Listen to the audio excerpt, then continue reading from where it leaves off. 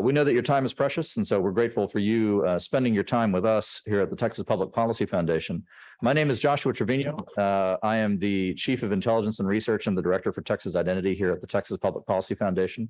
I'm also a very proud South Texas native, families from Laredo and Corpus Christi, and we are, as a consequence, very concerned with what's happening at the border and with border security in general.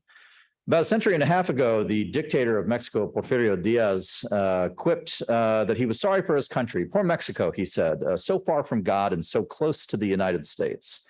A century and a half later, we in the United States have an opportunity to reverse the dictator's maxim. Poor United States, so very close to Mexico and the dysfunctions in Mexico. I speak as somebody of Mexican descent and who is very fond of Mexico and wishes it well. Nevertheless, those of us who deal with the topic, deal with the border, deal with Mexico policy in general, understand that the nation is descending into a period of anarchy. It's not our responsibility nor fault, but we must deal with the fallout from it. And so when we look to things happening south of the border, when we look to the president of Mexico, pay homage to the family of El Chapo, which has happened. When we look to the leaks from the Mexican Defense Ministry, the Sedeno leaks in the past 10 days, which has revealed extensive cooperation between multiple levels of the Mexican government and the cartels, which has happened. And when we look to the city of Roma, Texas, founded 1765, my grandfather's hometown, it sits on a very beautiful bluff overlooking the Rio Grande. And in the past 24 hours, residents of Roma have been able to sit on that bluff and watch a gun battle unfold in Ciudad Alemán, just across the border, as cartels roll out light armor and 50 caliber machine guns to combat each other. The situation is dire. So far from God, so close this time to Mexico. It's a topic that we at the foundation have been very concerned about for quite a while, and we have an extensive agenda dealing with it. But you're not here to hear from me today about this, but find me afterwards if you do. We have three of the most distinguished scholars and engaged leaders on the topic of border security here with us to talk about the coming GOP Congressional Majority's border security agenda. The title of the event is presumptive, obviously, but we think is rationally so. So I'd like to introduce them. Starting furthest from me, we have my good friend and a real warrior for America, Rodney Scott. Distinguished Senior Fellow for Border Security here at TPPF, the retired Chief of Border Patrol. And I'm sorry, Rodney, you were the 34th Chief? 24th. Okay, sorry. He's 24, not 34. The 24th Chief of the Border Patrol. He's been with TPPF's Right on Immigration campaign since 2021. Former CBP Commissioner Mark Morgan called Scott, this is actually a great quote, so I'll read it verbatim, the absolute embodiment of the U.S. Border Patrol's motto, honor first. I don't think there's a higher accolade that you could have. We also have with us Tom Homan there in the center, visiting fellow at the Heritage Foundation and the former acting ICE director, U.S. Immigration and Customs Enforcement under President Trump from 2017 through 2018. It was a low profile position under President Trump, I'm sure. So former Executive Associate Director of ICE Enforcement and Removal Operations, a 33-year veteran of law enforcement with nearly 34 years of immigration enforcement experience. Tom, thank you for your service to our country and everything that you did for us in office, both you and Rodney. And speaking of serving the country, we have a great patriot with us as well, Congressman the Honorable Michael McCaul with us, United States Congressman from Texas District 10, and the ranking member of the House Foreign Affairs Committee, currently in his 9th term, representing Texas 10 in Congress, the Republican leader of the Foreign Affairs Committee, former Chief of Counterterrorism and National Security in the U.S. Attorney's Office, former leader of the Joint Terrorism Task Force, and I see a 4th generation Texan. Yep. So as an 11th generationer, let me welcome you to Texas. No, but listen, but in all seriousness, my kids both adopted they're 0 generation Texans. They're the first ones, and so the beauty of Texanness is that it's open to all of us, no matter how long we've been here. And Congressman McCaul and his wife Linda, this is the most impressive thing to me, are the proud parents of 5 children. Struggling to raise 2 myself. I find that extremely impressive. So well done. Look, join me in welcoming them all. Thank you. So here's how we're going to run this. The Congressman's going to come up and give some remarks here, and then we're going to transition into a panel discussion. The panel discussion will last about 35-ish minutes. And then at the end of it, we will have audience questions. There will be time for that Q&A. But for now, please join me in welcoming Congressman Michael McCaul. Thank you. All right. Thank you, sir. Thank you, Josh. Yeah, 5 kids, triplets. I identical twin girls and a boy. So when it comes to Homeland Security, I have a lot of personal experience on the home front. Let me just say to Scott, Tom Homan, one of my heroes. He was director of ICE and served his country for 25, 30 years in that office in ICE, but then finally somebody that made a difference. And he was, I saw him in action with President Trump as his personal advisor on how to fix the problem and a broken border system. And Josh, the one thing you left out is I was chairman of the Homeland Security Committee for 6 years, and we're term limited, so I had 3 terms as chairman of Homeland Security, and that's when I got to know Tom. Even when I was a prosecutor, chief of counterterrorism here in the Western District, El Paso to Laredo, I knew there was a serious problem, and it was an open border system, broken laws, no detention space, people coming in, but most importantly, the threats that I saw to the nation, the threats that can come in. And every time I had a classified briefing, I would ask 3 questions. How many other than Mexicans, OTMs? How many special interest aliens? And finally, how many on the terror watch list? I have to say that those numbers today, and Tom's going to talk about this more, and Scott, I mean, those numbers are growing exponentially. And there is the threat to the nation. We finally fixed this problem. Now, this is the thing that gets me most frustrated is because people like Tom and the administration, remain in Mexico. What is the key? Look, we can build a wall, we can put technology and air, put aviation and all that stuff. Securing the border is not all that difficult, in my judgment. We can put infrastructure, technology, aviation, and maritime assets and secure our border, which is a fundamental federal responsibility, not the state of Texas. State of Texas, which has spent $3 billion and we haven't been reimbursed. Now, this is not the state of Texas's responsibility. It's the federal government, and they failed, and they continue to fail. The first bill I ever filed in Congress was to end what's called catch and release. Now, maybe gets a little criticism. They call it catch and release. What that means is like we're all, anybody that fishes, you catch a fish and you release it. But the problem is when people enter the United States, they have a political asylum right, constitutional right to make that claim. We don't have the detention space. And so therefore, what happens? We release them into society. And then there's a Flores decision that basically says unaccompanied minors, well-intentioned law, but abused by the cartels. They know our laws and they abuse that to get people in and make money. And what I've seen in my 20 years in Congress and as a former federal prosecutor who dealt with the border, is the cartels abuse our laws. And when we change the laws, they know what we're doing and they make a lot of money off it. The cartels are making about $150 billion per year. So what happens? I can go back 20 years ago, or I can just go back to the last administration.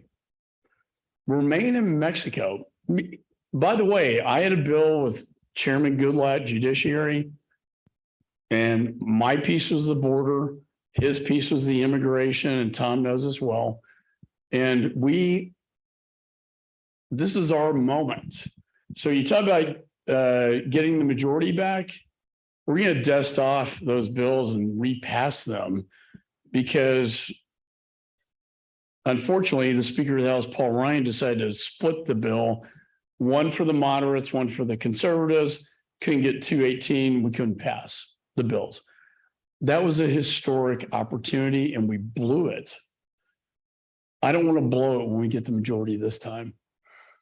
And this president won't sign it into law, but we can send it to his desk and say, look, we want to fix this problem.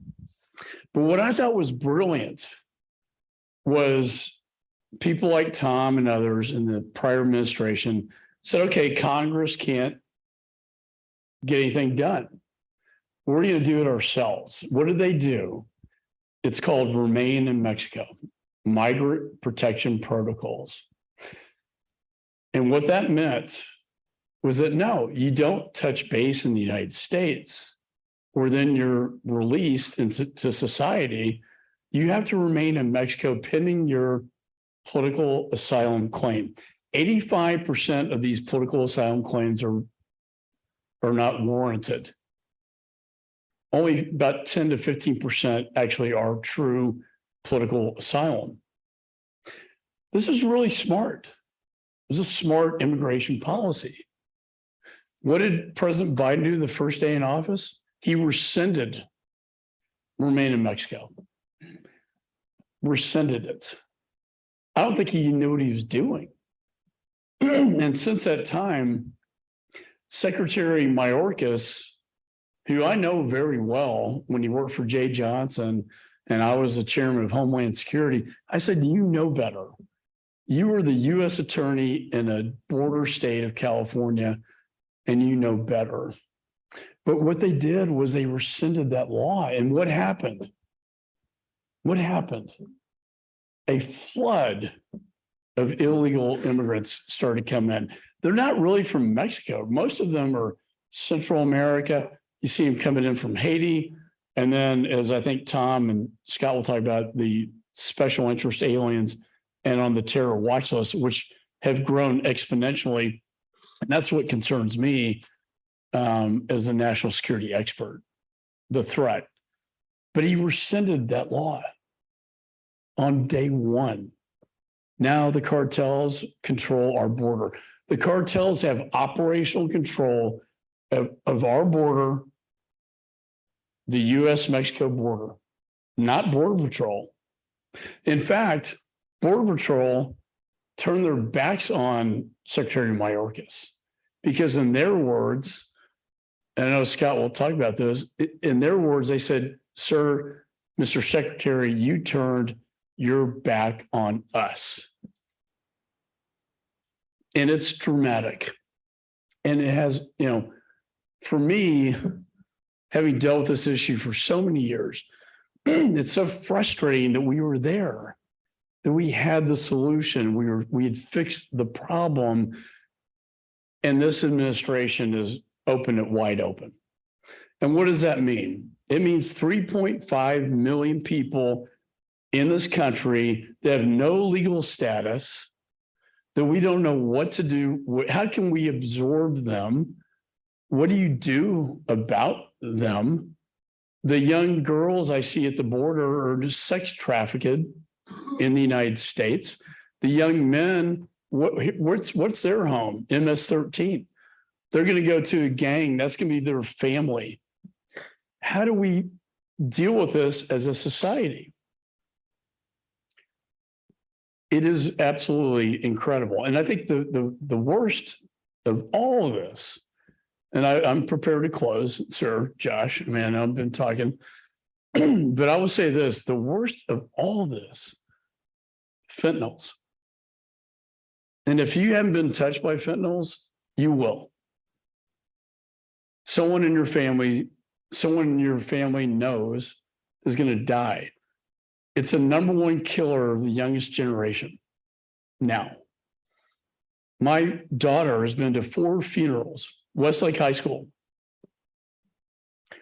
buying what they thought was Xanax, but it's laced with fentanyl.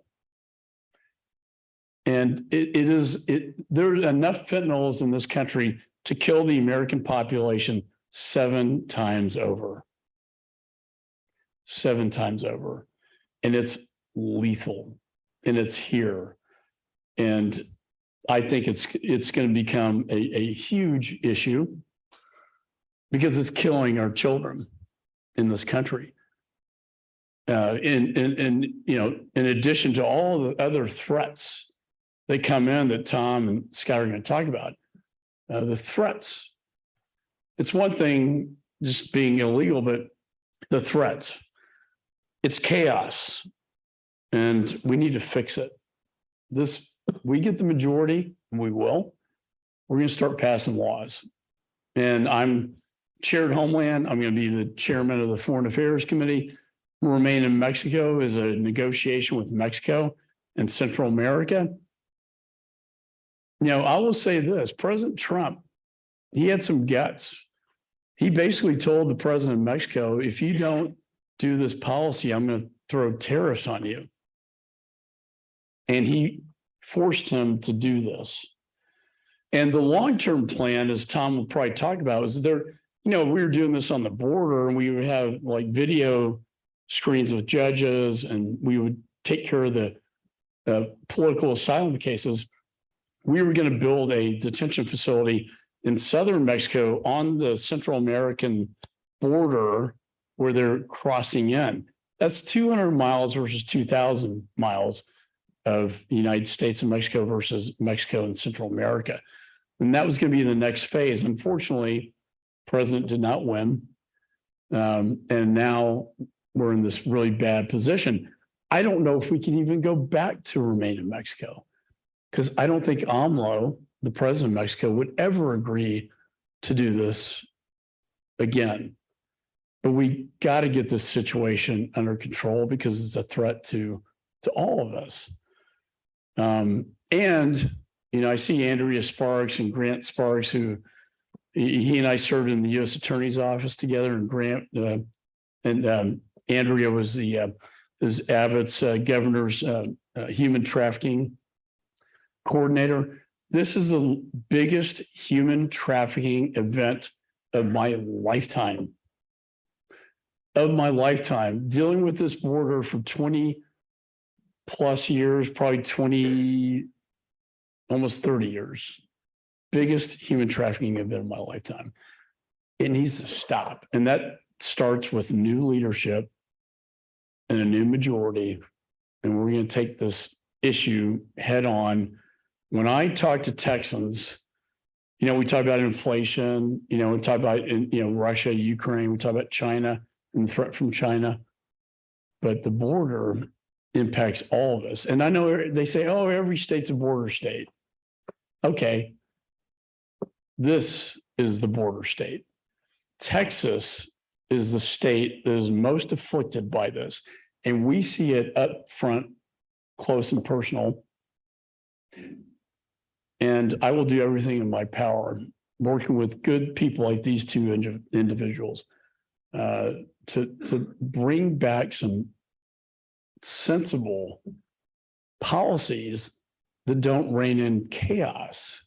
And that's what we have right now, is absolute chaos. So I don't want to be the Grim Reaper here, but it's a serious problem and we need to address it. And I want to thank TPPF. I've been a big supporter over the years, and thank you for hosting this, and I look forward to the discussion. Thank you, Congressman. Appreciate it.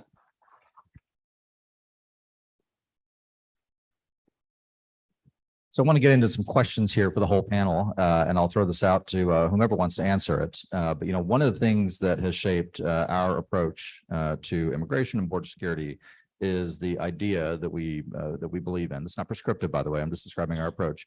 That we need to get border security right first before we get into the bigger questions of what to do about an immigration system. And so it's a security first approach. Is that the approach that the new Republican Congress will or ought to take? I guess you mentioned Congress. I should probably. Please, yeah. Look, I'm all for. Look, we had Bracera program, the guest worker. Right. That was in the Goodlatte-McCaul bill. And I think it worked, right? And they would come here to work, seasonal workers, and they would go. We have seasonal guest worker, visas, but Bucera was basically taken down by Cesar Chavez and this union movement, and they killed it, right? Historically, and so I think that's very attainable. I think the issue, and Tom would probably echo this, is that the American people want security first. We want a secure border, so we have some like regular order to the chaos, so that then we can start talking about these immigration reform policies that I personally, living in Texas, believe in. It's just we can't get there when we have a wide open border and all the chaos that's taking place. I'm curious what Tom and Rodney think about the proposition that immigration reform must be, I'm not espousing this, by the way, but if somebody says immigration reform must be a part of or even a prerequisite to border security, what do you say to that? I say border security's got to come first, because a secure border saves lives. See what this current administration will say to people, no, I hear it all the time, is that the Trump administration was inhumane. We're mean. Well, let me tell you something. When President Trump was president, illegal immigration was down 83%. 83% decline. Doctors Without Borders did a study on migration, said 1/3 of women that make that journey through the cartels get sexually assaulted. So when illegal immigration is down 83% at a 40-year low, how many women are being raped by the cartels? How many children aren't dying in the river? 83% less coming. How many Americans aren't dying from drug overdoses? Because what this administration has caused is a massive humanitarian crisis on the border, which pose up to 70%. 7 out of 10 Border Patrol agents are off the line processing family groups. That's why you see record amounts of fentanyl come to this country, record amount of Americans dying, because the border's wide open. So let's talk about the humane policies of the Biden administration. Why has this policy done by opening the border? Over 1,300 migrants have died on U.S. soil since he's been president. That is a record by far. And that's what we know about. 1,300 that we've actually found, either in the river or in the desert. That's not even counting the tractor trailer in San Antonio. Over 1,300. It's a record by far. Over 100,000 Americans have died from drugs that come across the southwest border. Not according to Tom Homan, according to DEA, 95% of fentanyl comes across the southwest border. So these policies, open borders, has resulted in over 100,000 Americans dying, over 1,300 migrants dying. These policies don't make sense. Secure borders save lives, and that's why you're going to need to secure the border first. I've never been so scared about the country in my life I am right now. Fentanyl is going to get worse, Congressman. You and I both know that. Many more thousands are going to die. But the biggest issue to me on open borders is a national security threat, which I'll let Rodney talk about. Because Rodney actually, before he retired, asked Congress to host him at hearings to discuss the national security threat on that border, and they refused to have that hearing. So that's my biggest issue in that security threat. But that's kind of Rodney's thing. I'll let Rodney handle that one. So I couldn't concur more. Border security has to come first, but I'm going to overly simplify this a little bit. Every other conversation is predicated on knowing who and what. It's predicated on knowledge. So you're making decisions about who or what you're going to allow into the country, but you can't even get to that point if you can't control who and what is coming into your country. Think about your home, for example. If you can't control who and what enters your home, you have no security. And as a nation, if we can't keep people going through our front door, and we can't even tell you who or what is coming into this country, every other conversation is a waste of time. So border security has to come first. And we are seeing significant threats to this country pour across the southwest border. And it's not just the illegal immigration that people talk about, economic migrants. We're talking 78 individuals on the National Terrorist Watch List have actually been apprehended crossing between the ports of entry on our southwest border this year. While I was chief, the most we ever had before the Biden administration was 6. This is a dramatic change. And those are the ones we've encountered. We haven't talked about the hundreds of miles of border that are wide open, or the 600,000 documented gotaways. What was in that group? Border security has to come first. If we don't know who and what simply enters our home, all the other conversations are irrelevant. But let me just close that, because this is important. Since Biden became president, we have over 1 million recorded gotaways. Recorded. This isn't a guess. They're on film. They're on drone. They're on camera, sensors. Over 1 million gotaways. Border Patrol has arrested people from 160 different countries. Many of those countries are sponsored to terrorism. So if you're going to sit there today and think not a single one of that 1 million didn't come here to do us harm, then you're ignoring the data. That should scare the hell out of everybody. It does me. I think it's important for the audience to understand the magnitude of it. So if you have 1 million recorded gotaways, what's the rule of thumb or the estimation factor for how many that go unrecorded? I try to avoid that speculation, if you will, but traditionally It has become unavoidable. it's become unavoidable. It depends on the day, but I want you to go back to Del Rio, for example. First and foremost, don't forget, and many people don't understand, the cartel controls every inch of the southwest border today. They make decisions on who and what enters this country, not Border Patrol. They do that by pushing large groups of illegal immigrants across an overwhelming Border Patrol. Look at Del Rio with the Haitians. That one event resulted in over 125 miles of U.S. border going completely and totally unpatrolled for weeks. And if it hadn't been for Texas stepping in to fill that gap, there wouldn't have been a single law enforcement officer on that border. How do you estimate what the cartel knowingly pushed through that area? I don't know, but I do know this: people pay more to not get caught. Those are the biggest threats. So it's not really a numbers game because it only took 19 to carry out 9/11. This is a significant national security threat. And I think we focus on the numbers a little too much. It is important, but how many terrorists wanting to destroy this country being allowed in is too many. I want to expand upon a comment that you made in your remarks, Congressman, in terms of the Biden administration turning its back upon the men and women who serve in Border Patrol, immigration enforcement, kind of the whole apparatus that's supposed to keep our border secure and safe, if allowed to. We've seen, of course, the Biden administration. I'm sure for those, I know everybody up here knows about this incident, but the supposed whipping of Haitian migrants in autumn 2021, which was a fraudulent story. I want to be 100% clear. There was a press photograph that was misinterpreted by the incredibly smart people who work in the Biden administration. And what ended up happening, which is monstrous, is that these agents who did nothing wrong except they held the reins of a horse. Ended up getting punished anyway, essentially because the White House was locked into its own narrative. What can a new Congress do actually to really, I'll phrase it very bluntly, protect the force from an administration that seems to be antagonistic toward it? Because we got to keep quality people joining, right? Right. And this is a question I wanted to pose to Rodney, who's chief of Border Patrol, in terms of morale. I've never seen morale lower than I do today. And it's sad. And they're going for early retirement now. Like, why? They're basically bus drivers and babysitters now. And they have an administration that has turned their backs. And when they sort of use this, like Border Patrol, they're on horseback. That's since the beginning of Border Patrol. They were on horses down at the border. You have a rein to the horse. Traditionally, yes. But it's not for anybody that's ridden a horse, you have a rein. They're not whips.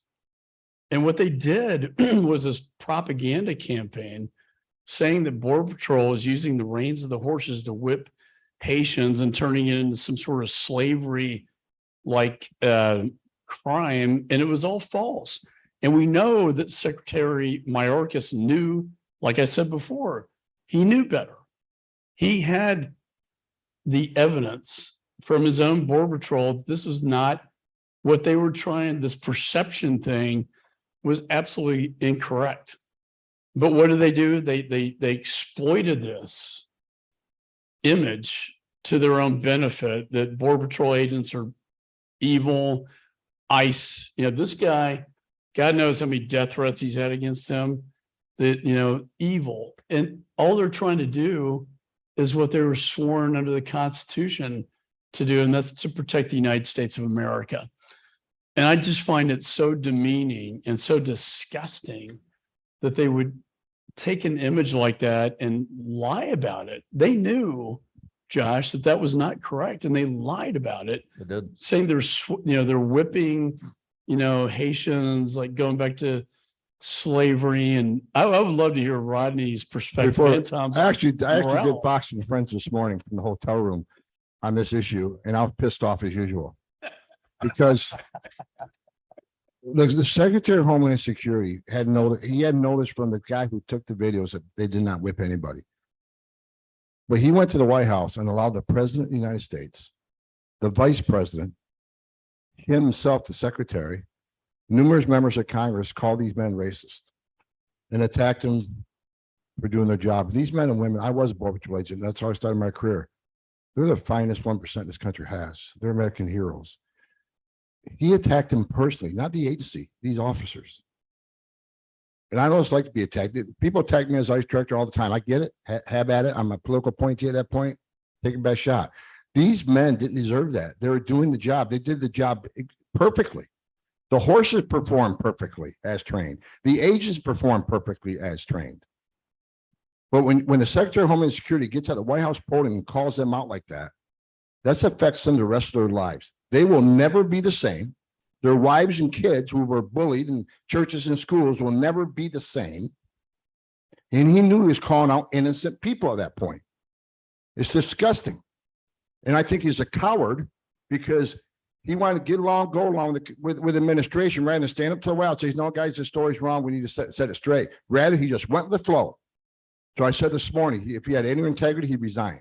But since I know he don't have an integrity, he needs to be impeached on day one. You guys take back the House.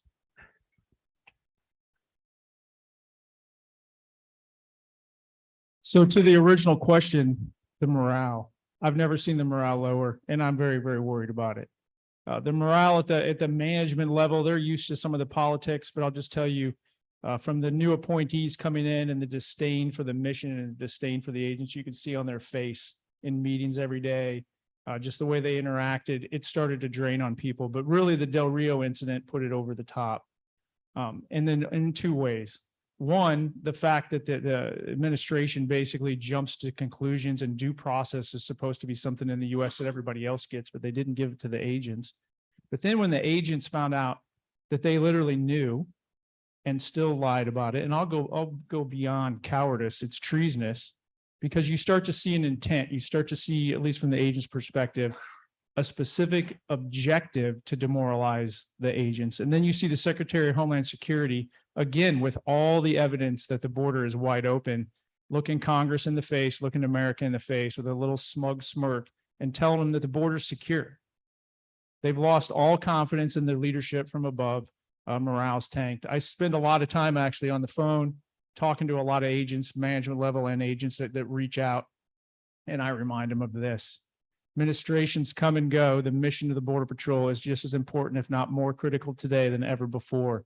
And don't get focused on this economic migration or asylum seeker crap that you hear from the left media. This is about the cartel controlling our borders, and it's about money, and it's about terrorism, whether they get in or not. And those agents need to do everything they can to keep doing the mission. But this administration is doing everything they can to turn them into immigration processors. That's not the job of the Border Patrol. They have immigration authority, but they're border security professionals that are supposed to be out in between the ports of entry every day, making sure that we know who and what enters our home. And they know that they're being prohibited from doing that. And it seems like every day this administration layers another responsibility on them other than patrolling the border. And the morale is tanked out. So I encourage anybody that knows agents, reach out to them, give them support, let them know that there's a very, very large, kind of quiet, too quiet, if you'd ask me, a majority out there that supports them. But morale is at an all-time low. Well, so in this new Congress, Congressman, is there going to be a constituency for within the new majority for impeaching DHS Secretary Mayorkas?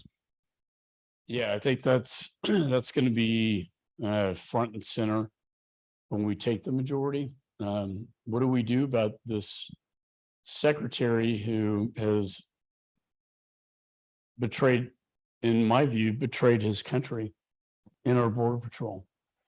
And I wouldn't have said this when he took office because I know Mayorkas. Jay Johnson was an honorable Secretary of Homeland Security.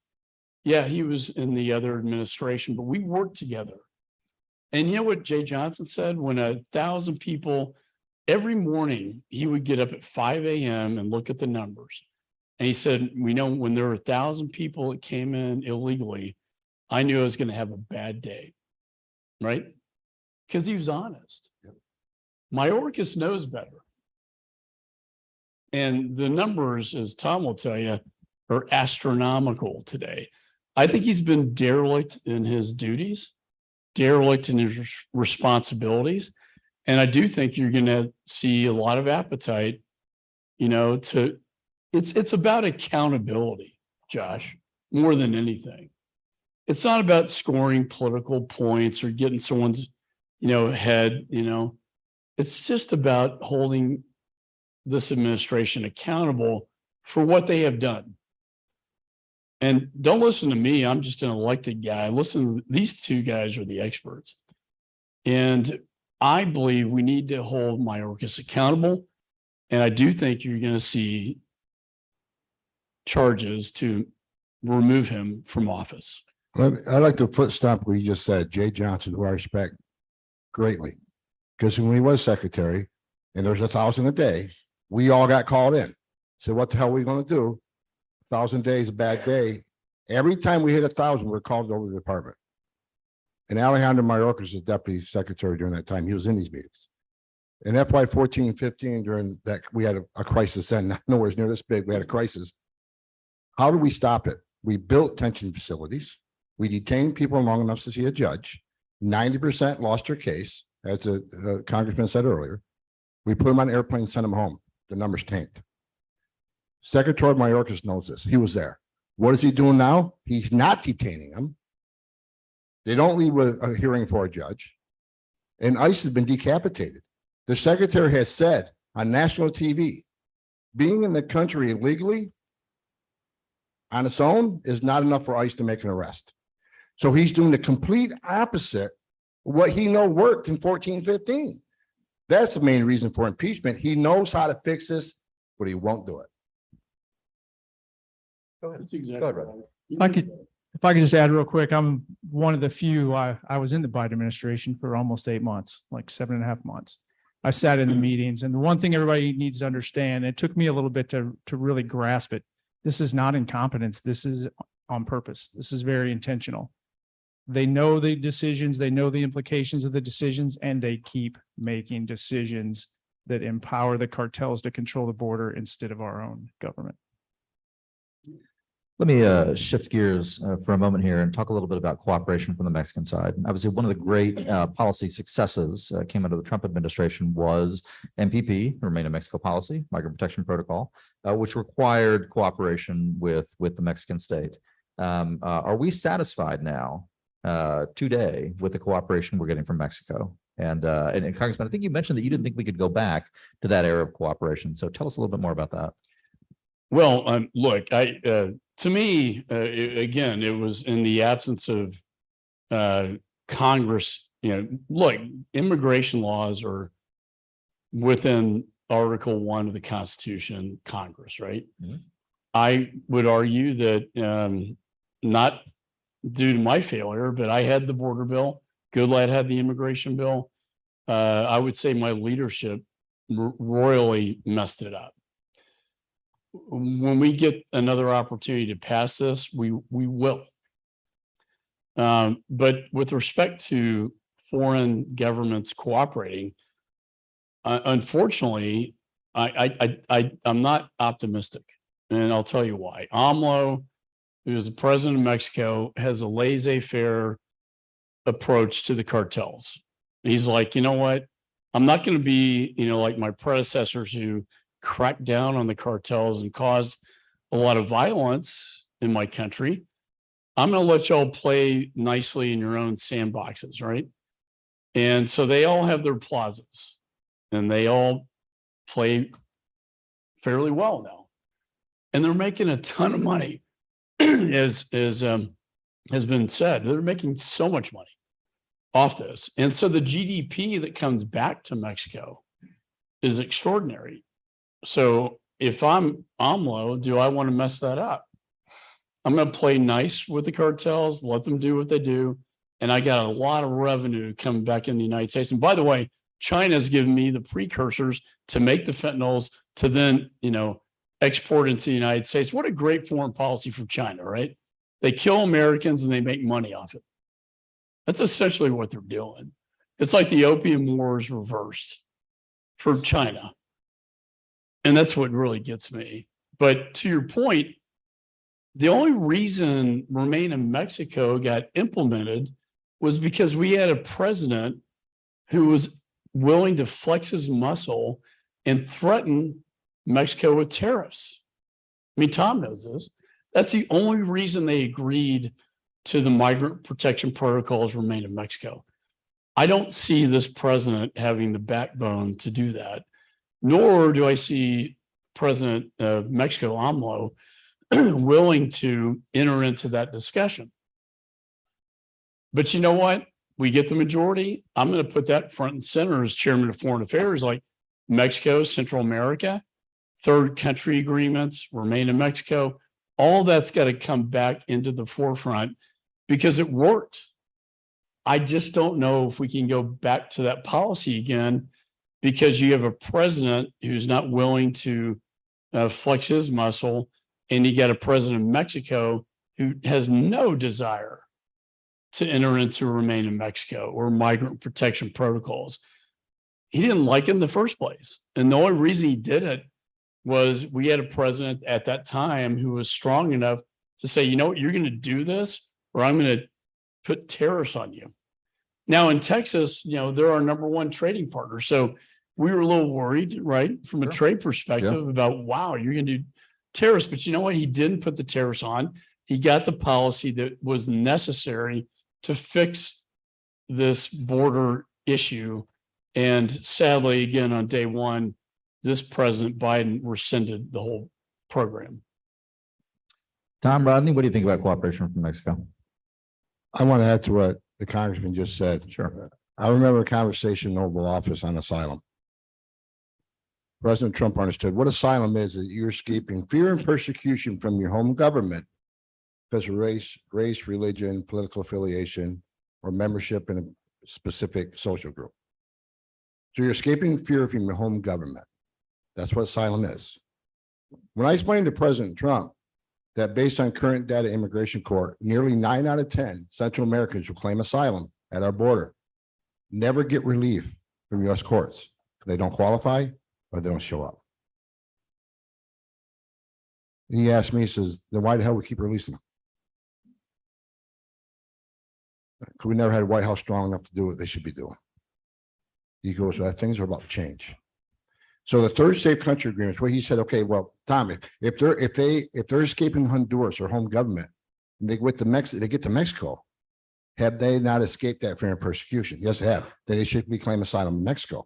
That's when, and I said, look, you got to get the 3 Central American countries in Mexico agree to this. And he said, don't worry, I will.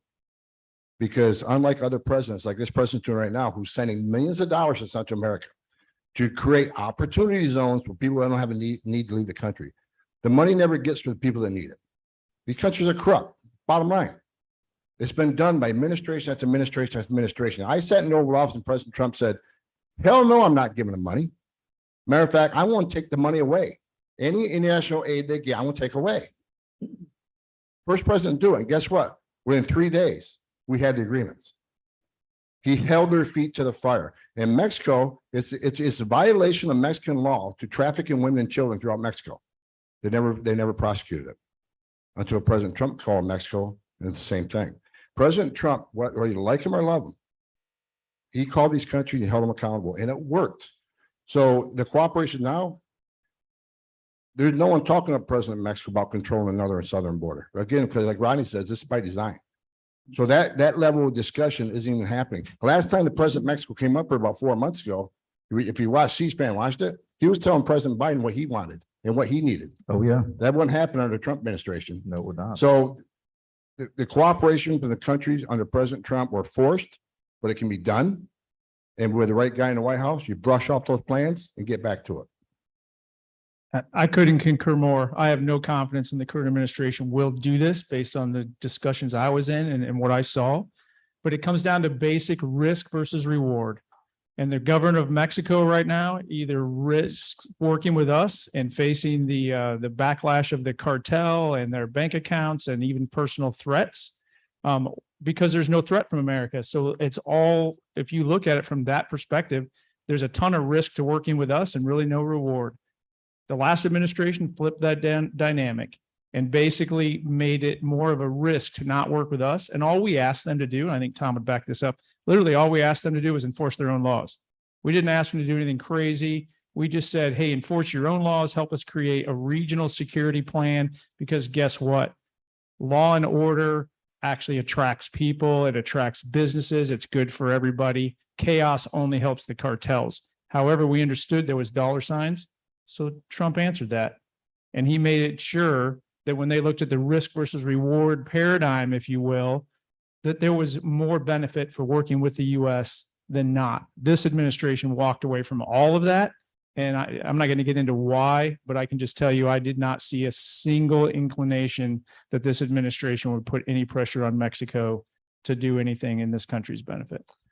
Tom mentioned AMLO giving his list of demands to Joe Biden. So if you didn't watch the C-SPAN coverage of this, it means you're a normal person. But I did, and you should go actually to YouTube. And no, it's all right. They know who we are up here. You should actually go to YouTube and watch that, because it's this absolutely jaw-dropping, nearly 30-minute monologue by the president of Mexico not with, but at the president of the United States, making a series of demands and sort of haranguing him right there in the Oval Office. And if there was ever a picture of American weakness, it really was that the president of Mexico could come and do that to a president of the United States. And he simply accepted it silently for the entirety of the half hour. An amazing incident. Now we're going to go to questions from the audience. Thank you all for your patience. I'm going to start with one of the online questions. By the way, for those of you who are here with us, there will be microphones coming to you. I have only two asks of you as you ask your question. First, speak into the mic. Second, ask a question, a single question that can be answered. But we'll start with an online question. Should the Mexican cartels be designated as foreign terror organizations? Well, that's a great question. So, and I want to hear, Rodney's interpretation, Tom. Look, in 2011, I filed the bill to designate them as FTOs, foreign terrorist organizations, primarily because in 2010, 6,000 people were killed in Juarez, which is more than Iraq and Afghanistan combined. So I thought, but there's the politics and the policy. And this is a policy think tank, right? The politics are great on this. And I've talked to, Chip Roy, and we've had these discussions, and I've talked to a lot of experts. There are some concerns if they are designated as a terror organization, you're going to dry up all cooperation with Mexico on security and immigration, which, let's face it, is kind of lackluster at this point anyway. But the other issue is it would enhance their political asylum claims, because they could say, I am coming from a country that is dominated by terrorists. And this would actually, I think, lend to an increase of legitimate political asylum claims. So we got to think this out and analytically as well. And lastly, could we do the Remain in Mexico migrant protection protocols if we designate them as terrorist organizations? Their tactics are very similar to Al-Qaeda. I mean, if you look at what they do, they burn people, they cut heads off, they're monsters, right? So there's a good argument you could do that, but then could you implement Remain in Mexico if they are designated as terror organizations? Now, I know what Tom's going to say. He's going to say they've killed more Americans than Al-Qaeda. And that's a pretty powerful argument. So I guess the question, and I think there's some appetite for this politically, but I do think we have to think about it from a policy standpoint. Mm-hmm. What would be the ramifications if we did that? And of course, Texas being the #1 trading partner, that would obviously have an impact as well. And I say this as the first member of Congress to introduce the bill in 2011 after what I saw. But I think we can do a lot of other things. Transnational criminal organizations, right? We designate these cartels as transnational criminal organizations. The previous administration, and Tom will tell you this, went after them with terror charges. The Department of Justice, and I was a federal prosecutor, prosecuted MS-13 under terrorism charges. This administration, the policy has been wiped out. I think we can go back to doing that and prosecute them under terrorism charges and, under the TCO designation. And lastly, we need more intelligence assets in Mexico. And we work with CISA, which is their CIA. We work with their Marines, probably the two organizations, the only two in Mexico that we could trust. Certainly not at the local level because they're corrupt. But we need better intelligence assets in Mexico to fight this and to bring down the cartels. But the way this administration is going, they're only empowering the cartels who now have operational control of our border. So I guess the short answer is politically, yes. Policy, I think we need to analyze this very carefully. You'll like the forthcoming TPPF research on this then. So thanks for work on it. We do have a question, sir. Go ahead. What would be your response? So I believe we should use the same tools that we used fighting terrorism. However, and I think I'm on the record for this in other ways, I don't like just changing the definition of words to meet my needs for the day. I think that's what the left does. So terrorism involves a political agenda. So when you look at China selling precursors to Mexico to bring fentanyl into the US to kill Americans, I think there's pretty easy connections there. I can call that terrorism. But when it's just money, I'm a little worried about it. So I'm a little concerned about a blanket designation of cartels as terrorist organizations because you're changing the fundamental definition of the word. I would much rather change our laws and tools and just keep the American language intact instead of changing the definition of words every time we want to meet our needs. And you're right. They've killed more people than any terrorist organization, but I'm with you on this. And I'm kind of in the middle of the road because what I think the first option should be, if Mexico wants to address the cartels, is let U.S. law enforcement agencies take the lead. The president of Mexico that came into power said he would no longer let U.S. officers have the lead in drug investigation. He wanted to know all their sources of information, all their leads. And when he made that demand, it says, then every U.S. agent should leave Mexico. Because look, unfortunately, a large portion of Mexican military are corrupt. I mean, I'm sure there's some soldiers out there serving, doing the right thing, but a large portion, as we can see by recent indictments, of the military is corrupt. A lot of the law enforcement is corrupt, including federal law enforcement. If they would let U.S. authorities go down there and take the lead with the expertise U.S. law enforcement has on follow the money, you're going to find out who's following the money is how we dismantle organizations in the United States. You send our experts down and let them run the lead and give us free reign on that. We seriously hurt the criminal cartels, but Mexico will never allow us to do that. So again, I'm stuck on the fence with you. Terrorist, yeah, it'd be a great thing, but however, there's some ramifications that's going to rebound on us that aren't so good. So my answer is, if the government of Mexico wants to fix it, let us fix it because we can, but they will never allow it. Sir, go ahead. Thank you all for coming here. This has been wonderful hearing your expertise. My wife and I have a ranch in South Texas, about an hour north of the border in far South Texas. And we have a retired Texas Ranger who runs our ranch for us. And we are having problems with people coming through the ranch constantly. I mean, he sent me pictures, and every time I talk to him, he says, it's really getting bad down here. And so we've got experience. We understand what's going on down there. And also we're hearing from you. But my question is this: we were in the Northeast this summer. We were up in Maine. I also went to a wedding in Virginia. So I know that's, I guess some would say that's the South, but to me, that's still the Northeast, over by Washington, D.C. And I've got relatives who live in the Northeast. And what strikes me is that they don't get what's going on down here.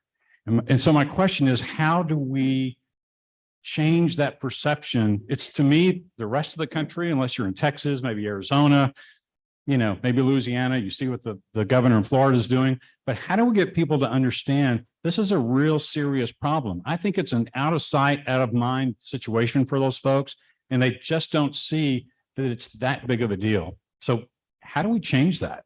Well, if I can just say, it's real popular in Congress. Every state's a border state. I said that in my opening remarks, and yes, but no, right? I mean, our state bears the burden of all this chaos, right?